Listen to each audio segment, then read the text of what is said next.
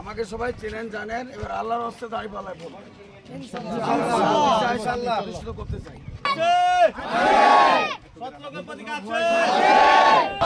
দাঁড়িপাল্লায় vote দেন, ভয় করবেন না।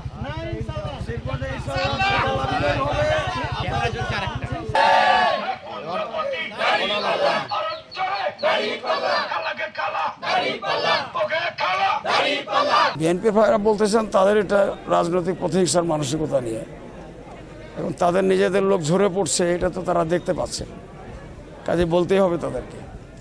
আর তারা যেটা লোক সংখ্যা বিএনপিতে যোগদান দেখিয়েছে, আমাদের একজনের জামাতের কর্মীও না, সমর্থকও না, ভোটারও না। ওখানে বরং আওয়ামী লীগের নেতাকে নিয়ে বসে এবং তাদেরই কিছু পুরনো লোকজনকে বসিয়ে এটা ছবি নিয়ে দেখাচ্ছে যে এরা বিএনপিতে যোগদান করে। আমাদের একজন লোকও বিএনপিতে যোগদান করে না। কারণটা আর আর আমাদের যেটা দলে দলে আসতেছে, এটা তো প্রত্যেক জায়গায় আমরা এটাকে নিজেরা উদ্যোগ নিয়ে চেষ্টা করি, হাজার হাজার লোকেরা আমরা মালা দিয়ে বরণ করতে পারবো, সেই পরিবেশ আছে। কিন্তু আমরা এটা বাড়াতে চাচ্ছি না, কারণ সাধারণ খুব বড় বড় পদ পদবীর লোক না হলে ভোটারদের তো ভোটের সময় আসবে, তারা আসতে চাই, এটা দেখে তো খুব বেশি আমরা মনে করি না যে বিরাট কিছু।